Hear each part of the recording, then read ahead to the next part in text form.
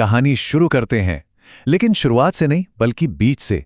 जगह है दिल्ली का एक पॉश, एक सुरक्षित माना जाने वाला इलाका, अमर कॉलोनी।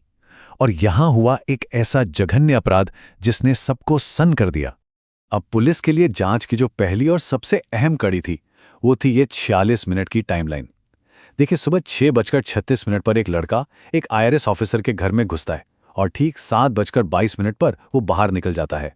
सवाल यही था कि आखिर इन 46 मिनटों के अंदर ऐसा क्या हुआ।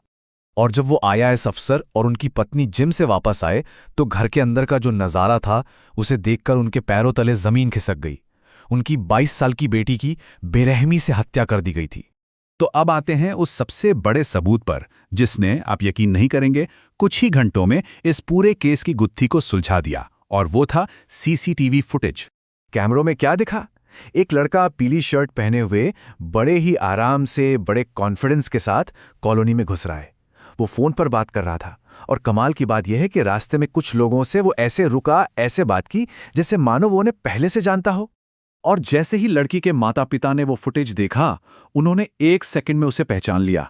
ये कोई और नहीं बल्कि उनका ही पुराना घरेलू नौकर राहुल मीणा था। बस यहीं से पूरा केस पलट गया।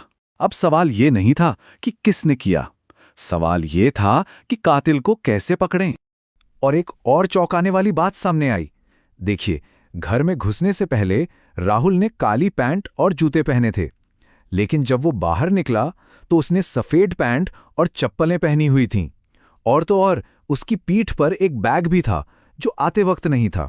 मतलब साफ था, उसने घर के अंदर कपड़े बदले थे। और शक यही है कि ऐसा उसने इसलिए किया क्योंकि उसके पुराने कपड़ों पर खून के धब्बे लग गए होंगे। तो अब कातिल की पहचान तो हो चुकी थी। अब पुलिस ने कहानी की घड़ी को 9 घंटे पीछे घुमाया। तहकीकात पहुंची उस जगह जहां से इन सारी खौफनाक घटनाओं का सिलसिला असल में शुरू हुआ था। जगह थी राजस्थान का अलवर। 90%, जी हां 90%। ये राहुल मीणा का 12वीं का स्कोर था। वो कोई मामूली लड़का नहीं था, बल्कि अपने इलाके में एक होनहार, एक ब्राइट स्टूडेंट के तौर पर जाना जाता था। लेकिन फिर इस होनहार छात्र की जिंदगी में एक ऐसी चीज ने एंट्री ली जो उसे सीधे अपराध की दुनिया में खींच कर ले गई, और वो थी ऑनलाइन गेमिंग और जुए की लत। रिपोर्ट्स बताती हैं कि राहुल ऑनलाइन लूडो का आदी हो चुका था, बुरी तरह। और ये सिर्फ कोई खेल नहीं रह गया था, ये एक ऐसा जुनून बन गया था जिसके लिए उसे बस पैसा चाहिए था, हर हाल में। सोचिए, हालात इतनी बिगड़ गई कि उसने पैसे के लिए अपनी 12वीं की मार्कशीट और अपना फोन तक गिरवी रख दिया था। और फिर दिल्ली में हत्या करने से ठीक एक रात पहले राहुल पर अलवर में अपना पहला बड़ा अपराध करने का आरोप लगा। हुआ ये कि ऑनलाइन लूडो में हारे हुए पैसों को लेकर उसका अपने दोस्त विष्णु से झगड़ा हुआ, और उसके बाद आरोप है कि उसने विष्णु की पत्नी के साथ बलात्कार किया। हालांकि इस कहानी का एक दूसरा पहलू भी है। राहुल के परिवार का कहना कुछ और ही है। उसकी बहन का ये दावा था कि विष्णु ने राहुल पर यह झूठा आरोप लगाया था क्योंकि उसे राहुल से 90,000 रुपए वसूलने थे और वो उस पर दबाव बनाना चाहता था। तो अलवर में जो कुछ भी हुआ उसे ध्यान में रखते हुए अब कहानी को वापस दिल्ली लेकर चलते हैं और समझने की कोशिश करते हैं कि आखिर घर के अंदर उन 46 मिनटों में क्या हुआ था जिसने इस पूरे मामले को इतना खौफनाक बना दिया।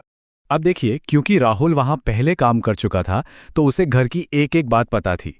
उसे पता था कि घर के लोग जिम कब जाते हैं, सुबह 6 से 7:30। उसे ये भी पता था कि स्पेयर चाबी कहाँ रखी होती है, और ये भी कि बाकी स्टाफ 8 बजे के बाद ही आता है। उसका पूरा का पूरा प्लान इसी जानकारी पर बना था कि उसे घर एकदम खाली मिलेगा। लेकिन उसका प्लान फेल हो गया। जब वो घर में घुसा तो उसने लड़की को घर पर ही पाया और वो हैरान रह गया। उसकी चोरी की पूरी योजना बिगड़ चुकी थी।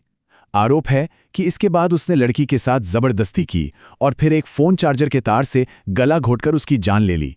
तो राहुल अब फरार था और पुलिस के सामने एक बहुत बड़ी चुनौती थी। वो ये कि राहुल ने अपना खुद का फोन बेच दिया था, तो उसे ट्रैक कैसे किया जाए। और यहीं पर मॉडर्न पुलिसिंग का कमाल देखने को मिलता है।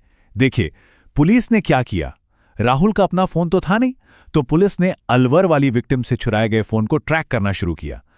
जल्दी ही पता चला कि राहुल नॉर्मल कॉल नहीं बल्कि इंटरनेट यानी वाईफाई से कॉल कर रहा था ताकि पकड़ा ना जाए।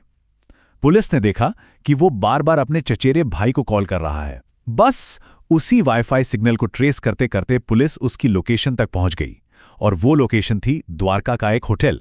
तो बस इसी एक डिजिटल सुराग ने पुलिस को सीधे राहुल के ठिकाने तक पहुंचा दिया। अब उसकी गिरफ्तारी के लिए पूरा जाल बिछ चुका था।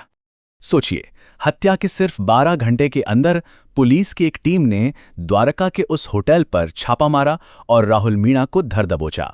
गिरफ्तारी के बाद जाहिर है राहुल को आगे की पूछताछ और क्राइम सीन को रिकंस्ट्रक्ट करने के लिए 4 दिन की पुलिस कस्टडी में भेज दिया गया। और ये पूरी कहानी ये हमें एक बहुत ही परेशान करने वाले सवाल पर लाकर छोड़ देती है। ये सिर्फ एक क्राइम की कहानी नहीं है, ये एक तरह की चेतावनी भी है।